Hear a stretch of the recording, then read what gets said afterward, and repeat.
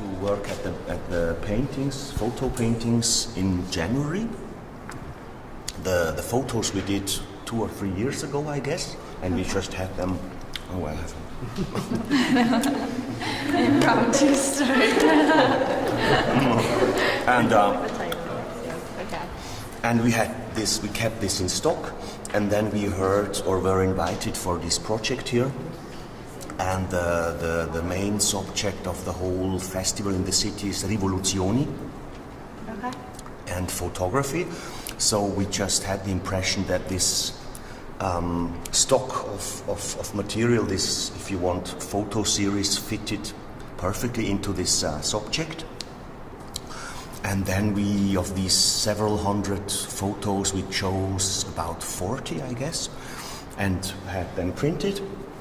And then we started to do one more layer with painting. And on these paintings we worked for about 2 months or 3 months, January, February and March. And this is the first and maybe most important part of the show. The show is called Il Giardino, or could be Giardini di Domani also. And we were here in December already to look around a little bit, and you see these 4 sculptures or assemblages, and we just looked around here in Reggio in the Max Mara's magazines, you know, not in the magazines but in the store in the storages, and just said, oh, we would like to use this, because we have a kind of an economic or ecological approach also, that we think that we like to work with what we meet somewhere, in a shop, in a thrift store, in a second-hand shop, in nature also. We like to work with things that are already there.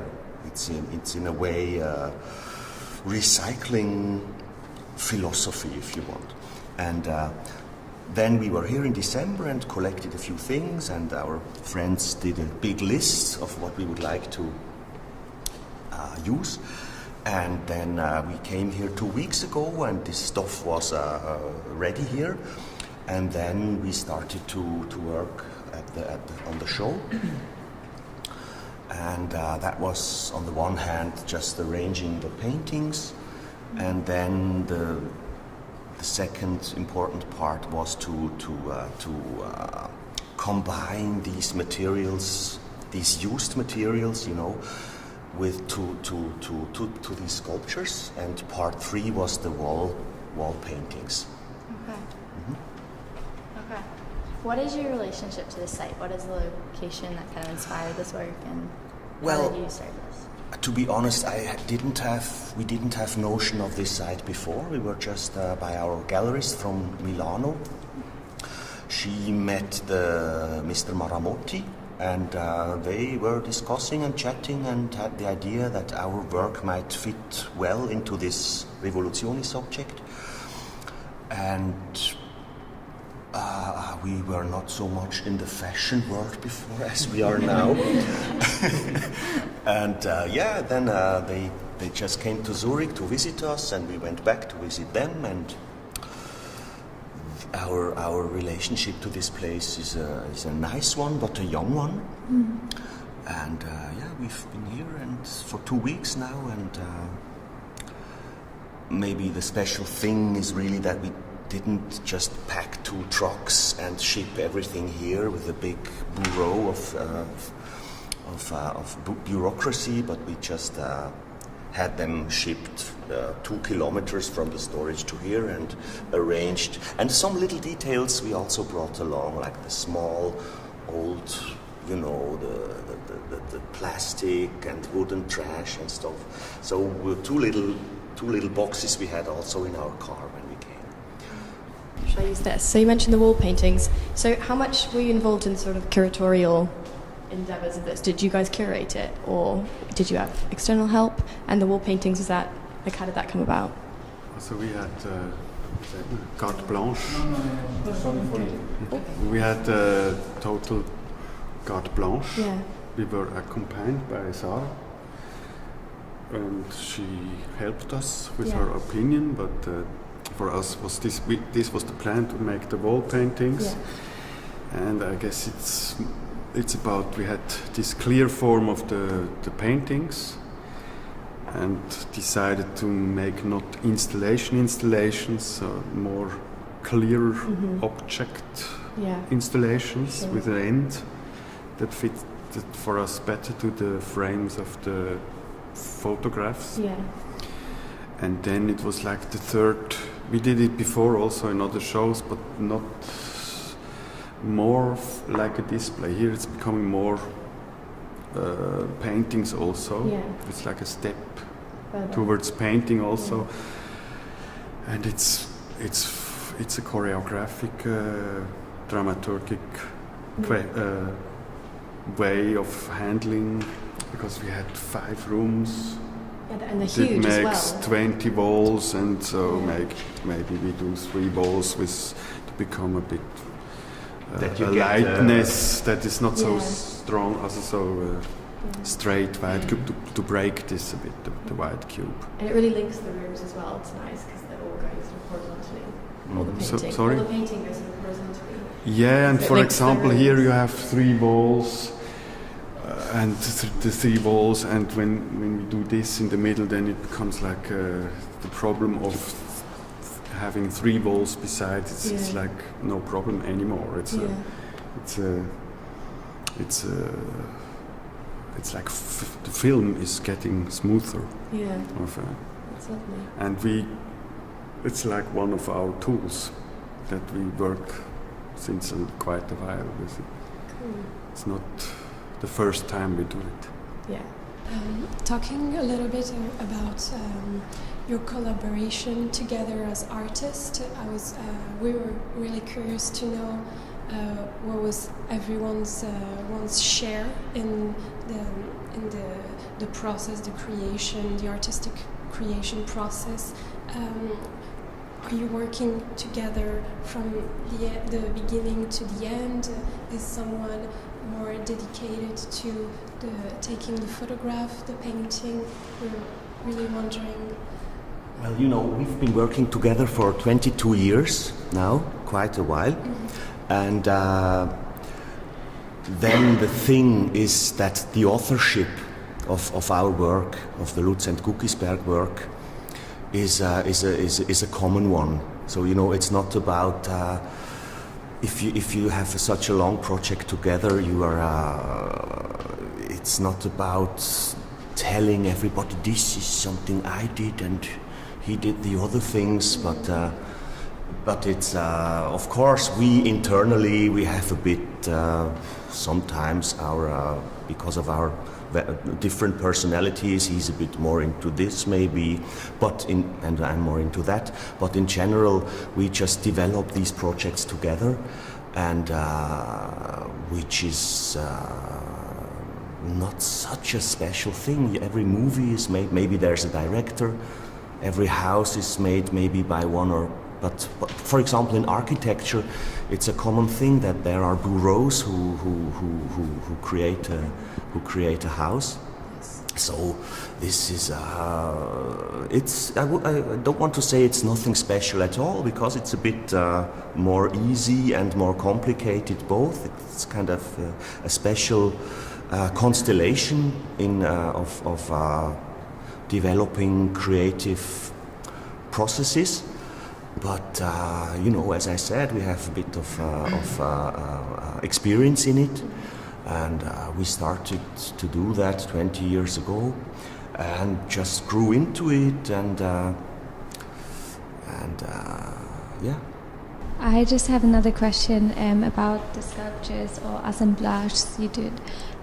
So when you have all the materials here, do you think about what you're going to do beforehand, or is it just like in the situation that you create those sculptures, and then when you put them together, are they glued?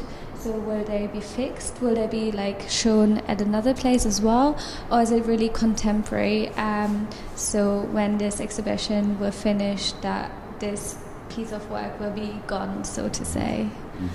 I guess it's a process. first we have the idea we want to have opposite to the paintings, and then we see what will happen. And now it looks a bit that we're going to keep them. It was not in the first moment the idea we're going to produce something that we're going to store or that makes a world tour.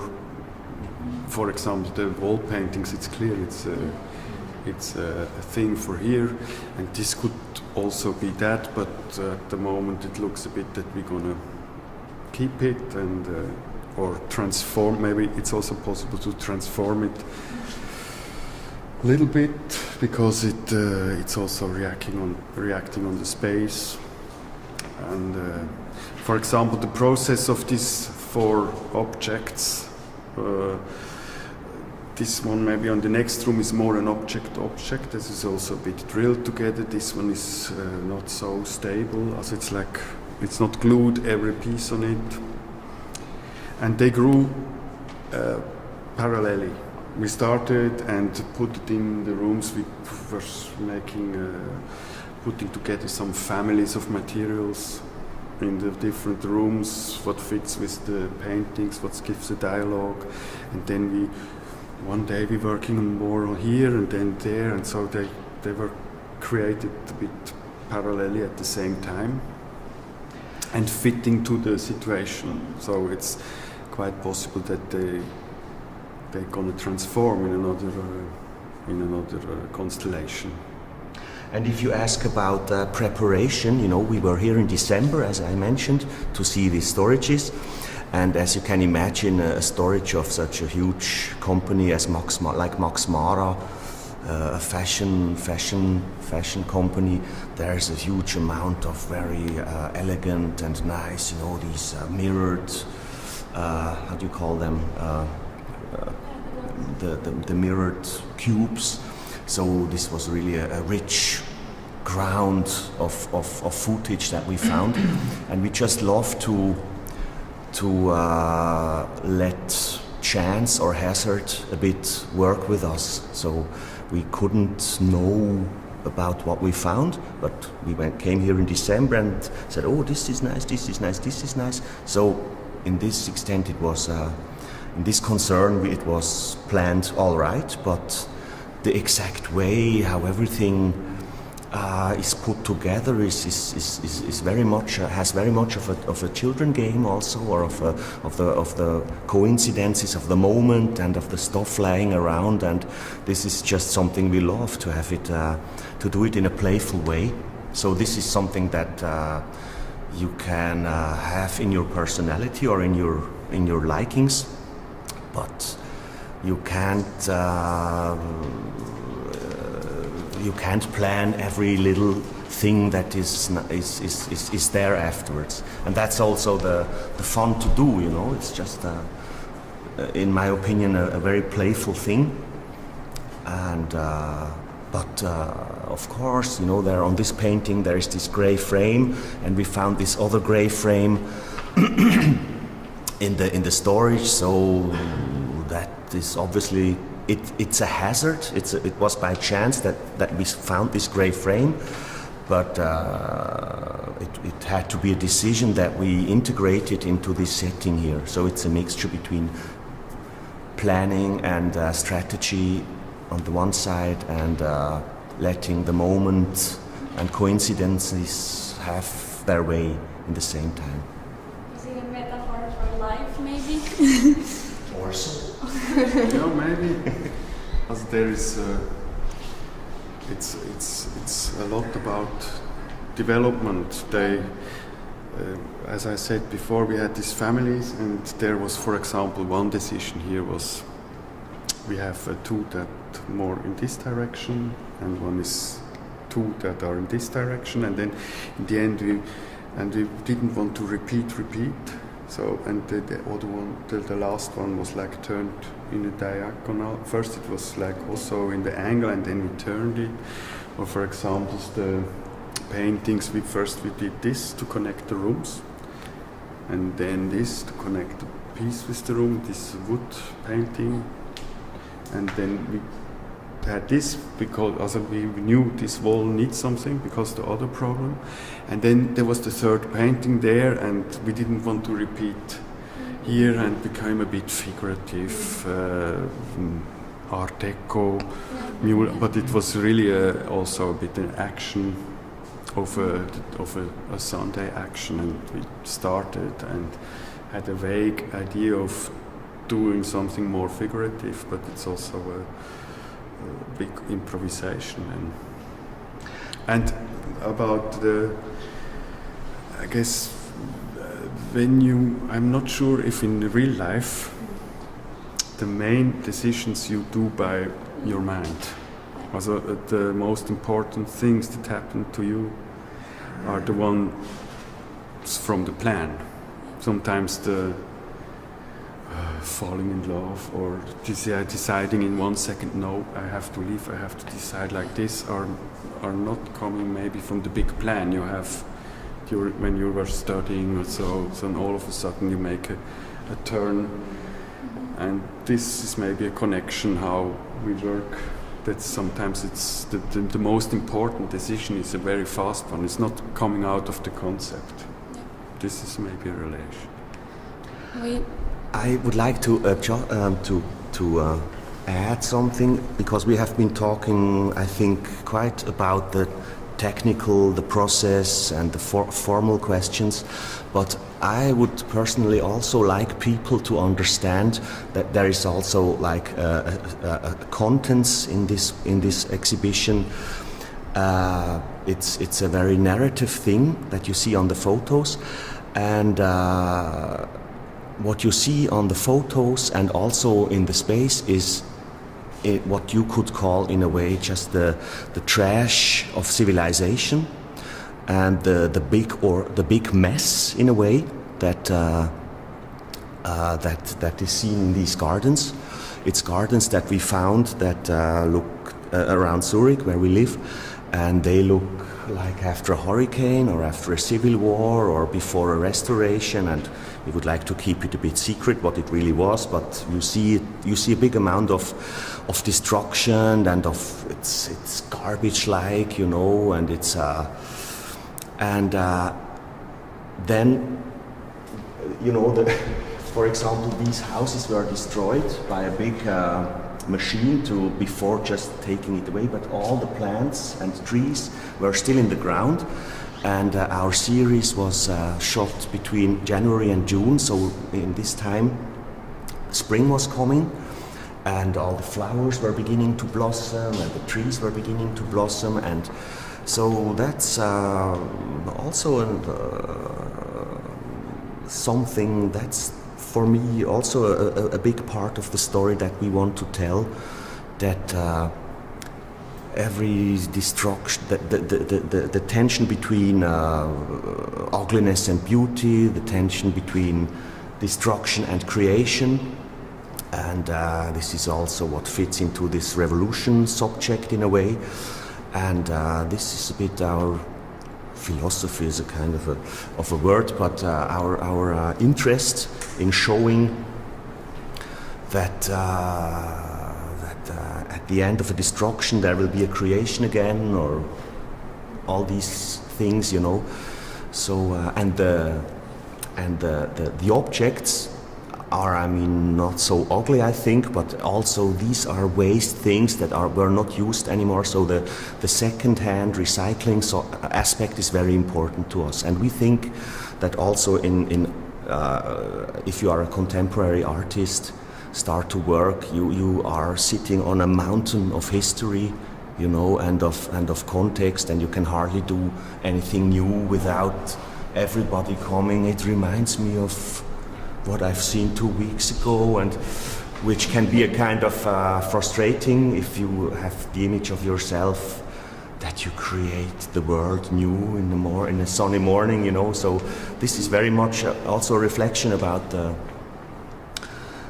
situation for us artists nowadays, and it's not only bad. It's just there's a huge, especially here in Italy and everywhere, all the context and everything is very dense, and migration and So that's besides all the process things that are also important, is something that I would like to be understood too. That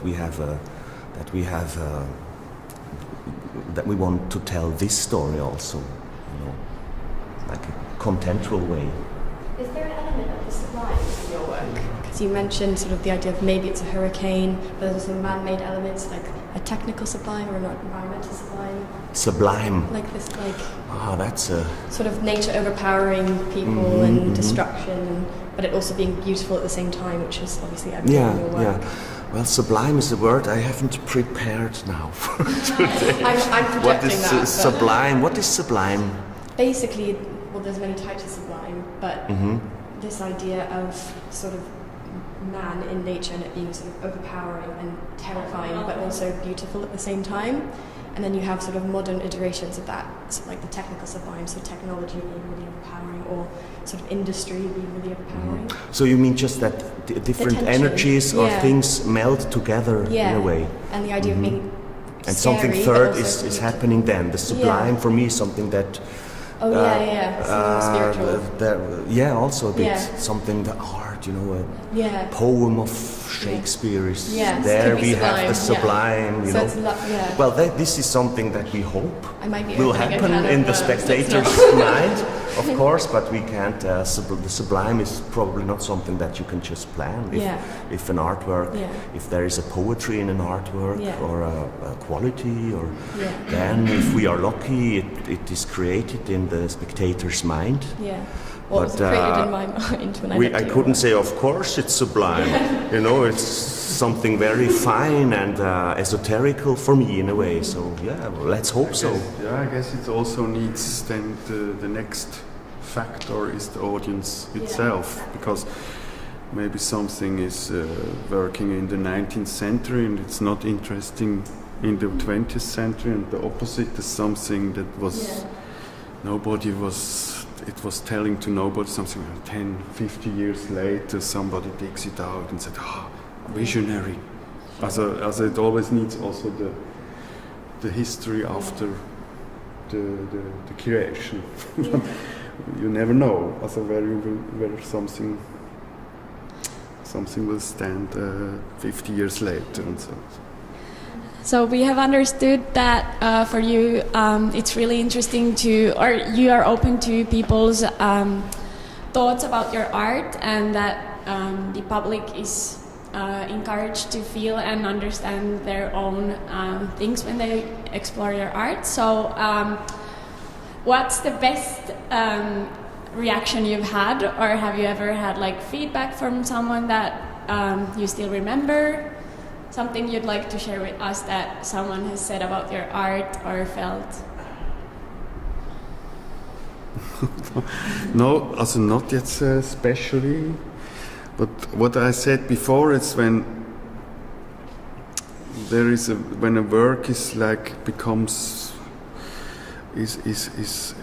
has functioned well, when it gives a lot of possibility to project for other people, that other people can project their own feelings and thoughts on it, and there is this mirror game without us when it starts to interact itself. So, and this sometimes you can't plan. It's and there, sometimes you feel, this I've never thought about this aspect when we were producing, but in a way, it's okay. I think we also can learn.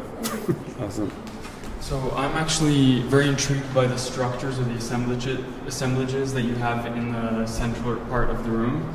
And as an architecture student myself, I was wondering whether architecture was a major motif or inspiration you took to kind of create these sort of artworks in your process or whatnot. Well, we first of all we came here and were intrigued very much by this nice building here, and we are not architects, we are artists, but of course we are also interested in and if you do like a cubic structure like this one here, of course, there are relations to maybe 80s postmodernist architecture, if you want, or the black and white stuff is something very common here in Italy, if you look at old churches. And yeah, it's I mean, these four, it's for me, if it has something to do with architecture, it's this postmodernist. Also a bit learning from Las Vegas, this book published by Venturi and Scott Brown, you know, that is after modernism, that it's also, that it is again more about the Kulissen, what's that, just the surface, like in Las Vegas, you know. So this is, I think, and also the put together things. So it's, if you want, a kind of a postmodernist approach that also happens or has happened in architecture. I don't know what's now happening exactly, but we are thinking of them not as house models or as cubic forms, but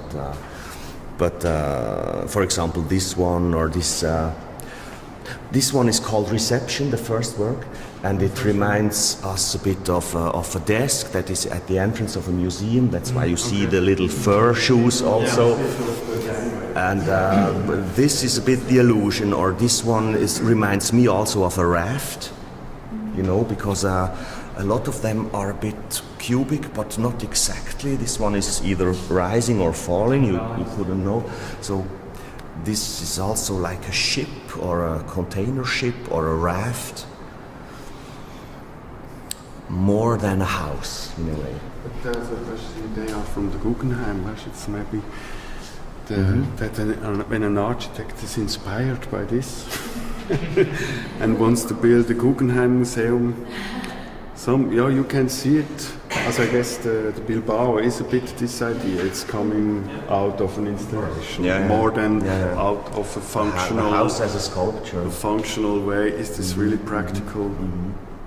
Because they have a bit this tradition that it's not only practical. And the one there reminds us of a sled. It's called the shuttle. It's a bit like the esoteric Joseph Beuys kind of shamanistic shuttle subject, whereas here it's very much the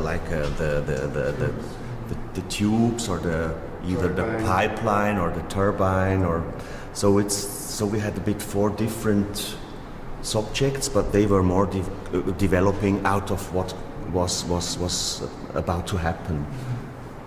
It's a choreographic thing that we don't repeat, and also from then where it comes close to architecture is about the size, also the relation, also the level of the size of the room and the size of the object, which is a good space feeling, how it can work together when it could be too big or too small, and to find out this is like familiar with an architect. I found it really interesting how chance, the unconscious, but also like playful discoveries are really important for your works. And it also like your ideas, as you said before, like that you have to destroy something before rebuilding something. To me it sounds really Dadaistic in a sense, what I found really funny, so to say, because you're from Switzerland as well. I don't know if you thought about that as well, because you reuse old materials that are uncommon, and you combine different styles, you have painting, you have photography, you have installation. Then I read in your biography that you're a musician and an actor as well, so it's kind of you're bringing everything together. Was that an inspiration maybe as well, or have you not ever thought about it? Well, the Dada movement, which doesn't only come from Zurich, it happened in Paris and London at the same time. And we are a bit very well fed with this comparison, and I think it's playful. To some people, it looks also it's humoristic in a way sometimes, that you see funny things. It's about high and low. Yeah. But for me, the Dada years are long gone, and there's also surrealist things in it, or the punk time of the 1960s, hippie, 1970s punk. This is also. Or then 1980s, 90s, this postmodernist collaging together all the breccia. And I have an image of the Dada. As I said, in Zurich, it's a bit, it's the brand of a watch now, and it's a bit. We are so a bit. Not that we are asked all the time about that. That's okay, but for us, it's a bit. There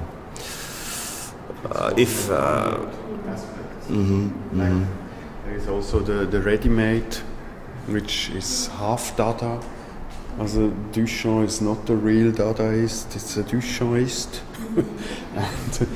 and then we have this, and we have, as we said, we sit on a big mountain of isms from the beginning of the century, and then with the post-war, and then the whole pop culture. Dada people, they were also emigrants, and they had a very politically revolutionary approach to their poems and performances. And nowadays, as an artist, I think it is very quickly a bit ridiculous, because we are all so embedded in the art world, or in our bourgeois lives, in my case at least. So it's to say I want to change the world by a poem. It's a bit. I like to have it a bit lower, but that doesn't mean I don't want to achieve anything by our work. But so this revolutionary aspect. It's the subject now, the destruction and creation. But it's for us. It's also evolution, that we do processes and see what happens. I guess it started a lot in this 60s, when it started to mix. When pop art came, and this mix of high and low, and I guess also Andy Warhol said, "Oh, now when I paint, it's like writing a song." Also, it's also you can.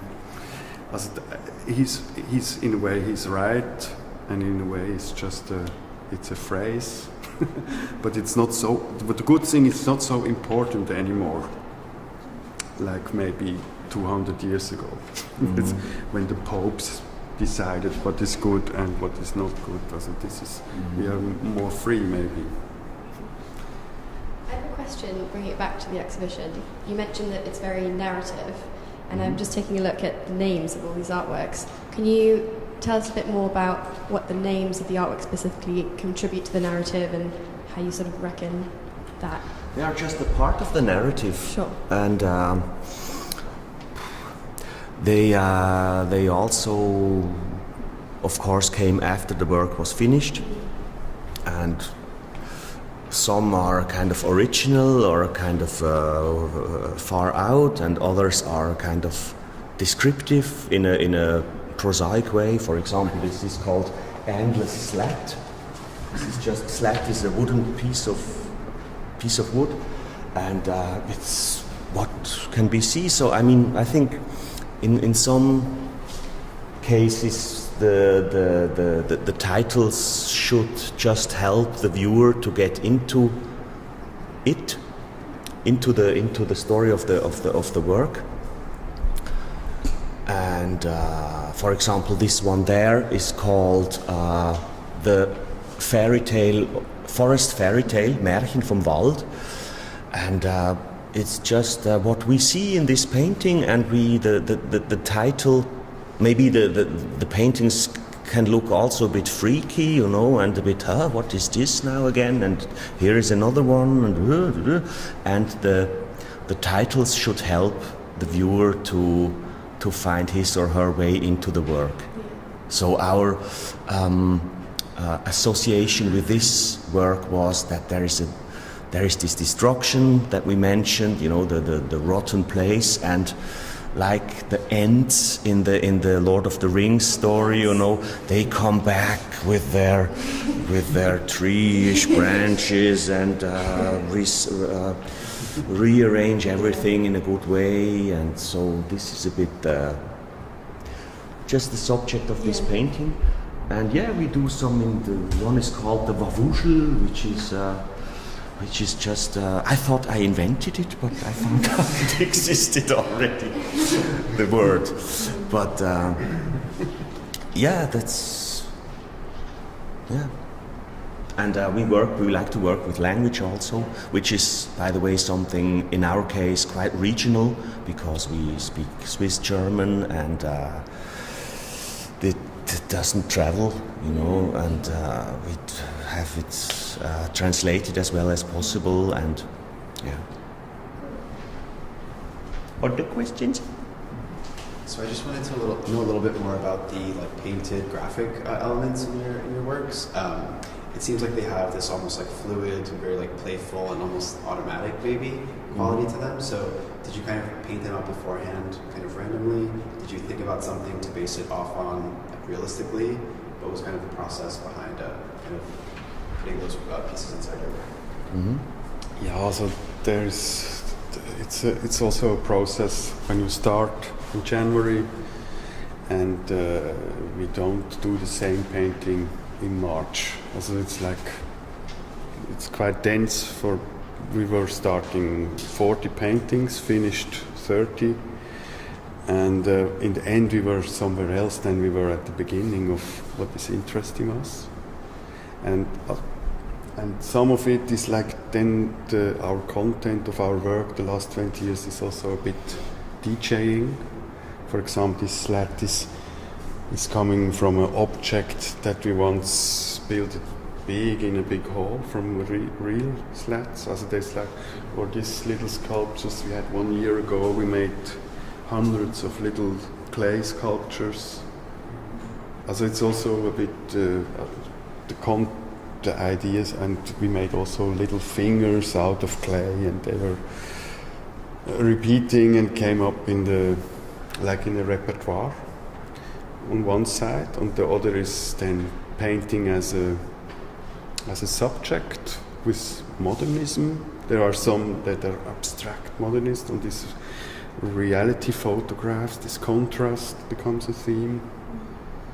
And you know, it's two guys, we are two, and we can't do every strike of brush together. So that's always a good trick, to have series of works, 200 photographs, 30 paintings, 800 sculptures. So we do a setting, to define a playground in a way. And that's what we did here too. And I think there's a big variety in what was painted on the photographs. In some examples, the painting layer is a kind of graphic and clear. Others are, in other cases, the things that are painted on the photograph are almost a bit hidden, and it's a bit more chaotic and more detailed. So that was also part of the fun, I have to say, that we didn't have to decide. We do one triangle and one square and one circle on every painting. So, but more just as you can't enter a river. What's the proverb? You can't go in the same river 2 times somehow. So it was, as he said, it was just also our mood. Nowadays, I see this photograph here. We could just do these little South American Aztec or Inca looking clay figures on them, and and on another day we did it this way. So, and we made sketches. Also we had little prints and put it some foil on it and tried a bit out, but then you have to start and react, and especially also when you work on a painting together, then it's sometimes very good to have the coincidence as a third painter for mixing the styles a bit.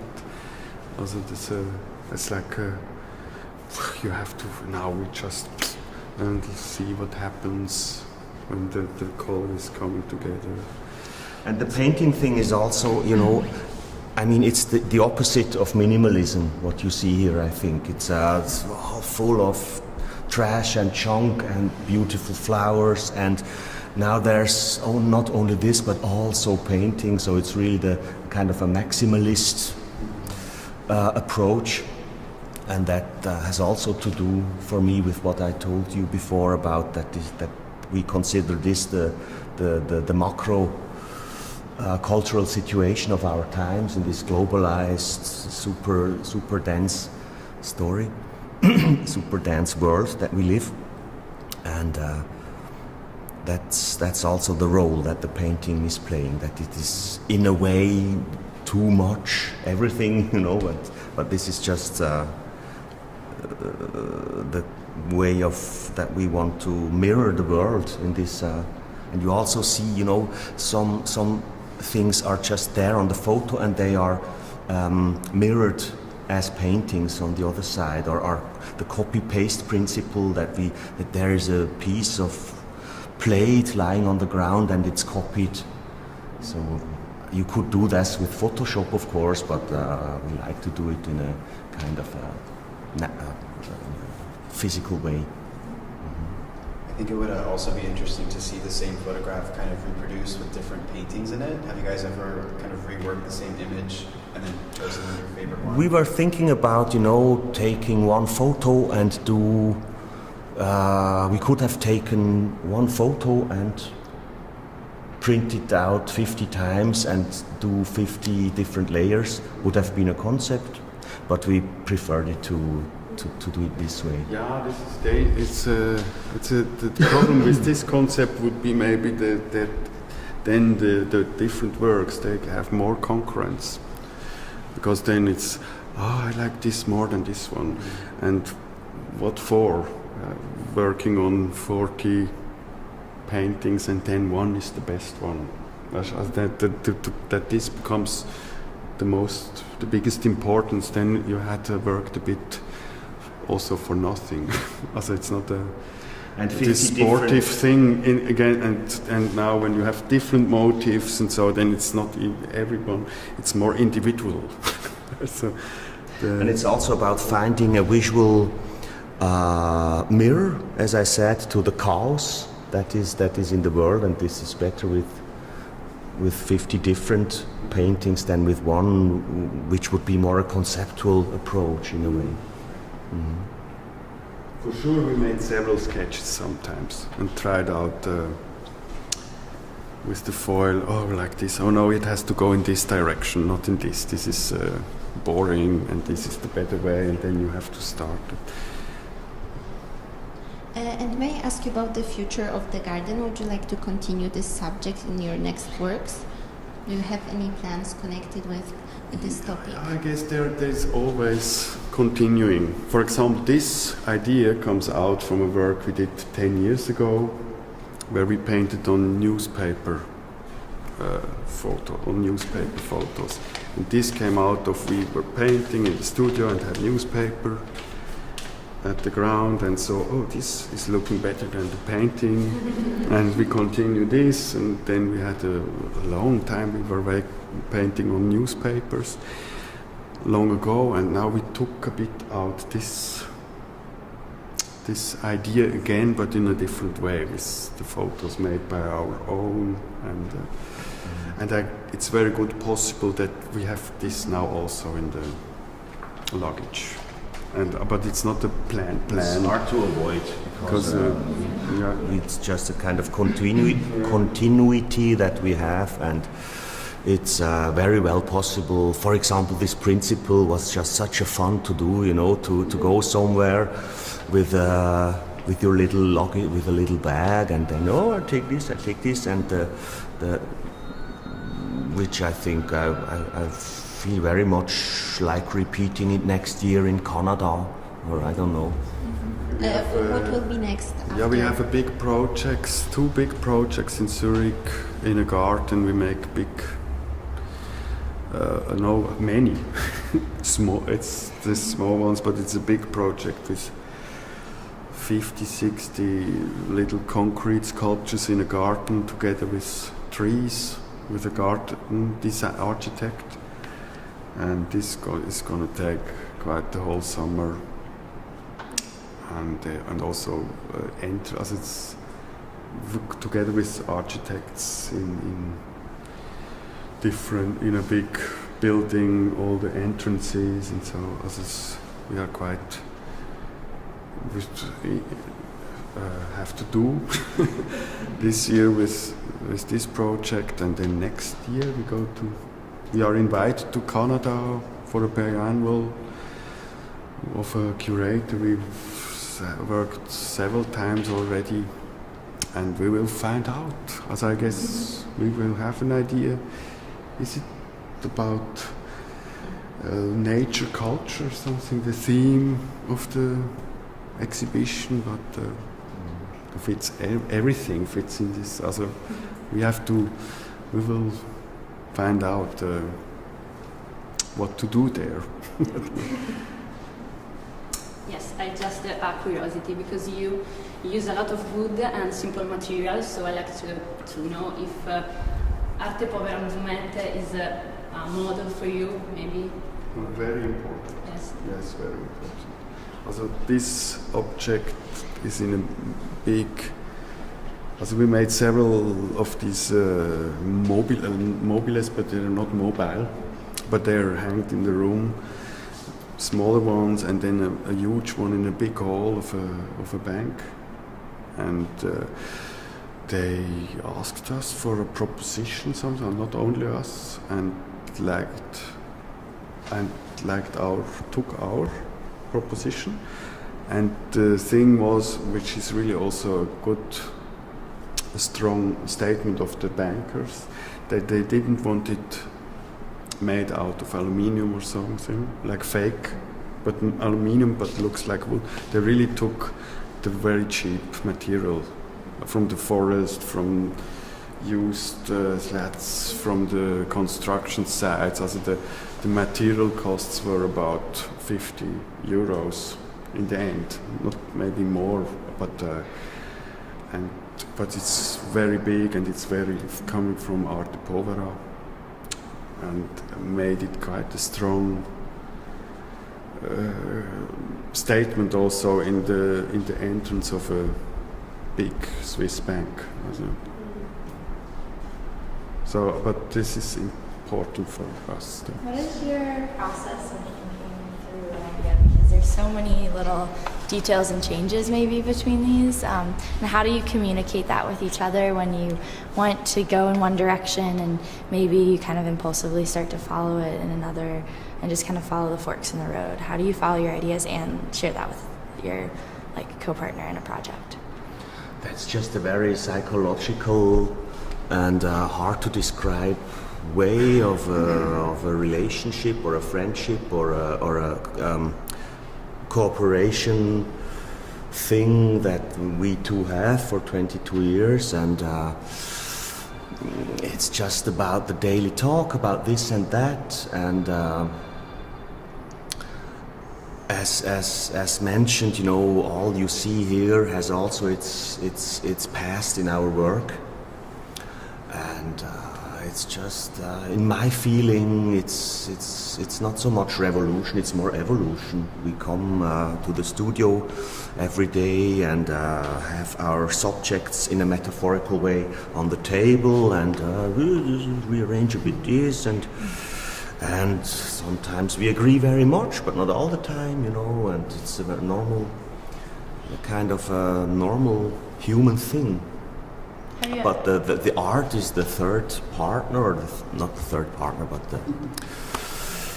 it's I wouldn't want to say it's nothing special at all, but there's also very daily aspects in a collaboration. I think that it's just about talking, about not talking, about letting it rest a little, about waiting, you know. Have there ever been like a breaking point where you just scrapped something and you started, or like just kind of hit walls, if it's not just evolution, but there was kind of like a... Well, we have done so many works. If you look at our website, and it's a very natural thing that you don't like everything. You love not all your children the same way, you know, but you can't avoid that. But we won't tell you what. Are there some projects that are more personal, that are more, are there just some mediums that you found over the years that you take really, or just maybe like a way to explore yourself or I think it's all personal, you know, it's not, I think that would be impossible for us to do something unpersonal somehow, because it's just the two of us that we have to create something. It was all very personal, I think. But as said, something we did 2 years ago or 20 years ago, we wouldn't do it in the same way. Maybe I can say it like this: there are some things that I would do exactly in the same way again, and some other things maybe I would do a little bit different. But I think if an artist is honest, I think that's the normal story. Okay. Are they social? You said maybe before that you feel like art was maybe in a world of its own, that it's kind of this space that's maybe a little, it's privileged, it's something that's not necessarily able to change the world, or a solution. Oh, it's a big question now. That's that one. What was it? Is art able to change the world? Or do you think that it's social? Is it? It's complex, okay. I think, because there are so many aspects in it. I mean, there's a daily aspect of, and I mean also the situation for art nowadays is on the one hand comfortable, because there's quite some money to be earned with it, and society is in a way, you know, for example in Switzerland you can really do your work in public space, and then it is really part of a social surrounding. And then there's the aspect of that it is still something holy or sacral if you walk around in so beautiful white cube rooms like this, and it's a kind of a church surrogate also, which I have absolutely no problem with. And then there is the art world, the social thing, the globalized mass biennials, who is to my mind not all too erotic anymore, I think. So it's a complex cloud, the whole thing. But as an artist, you can just try to do your work and relax. Okay. Is it hard to get permission to be in these spaces, or do you think that you said it's maybe easier to work in public? We didn't ask. You know, you can't ask to be invited to a place like this. It's them who have to invite you. But you have to, if you want to be an artist, you have to work and to keep on trucking and relax. You're welcome. Thank you. Thank you.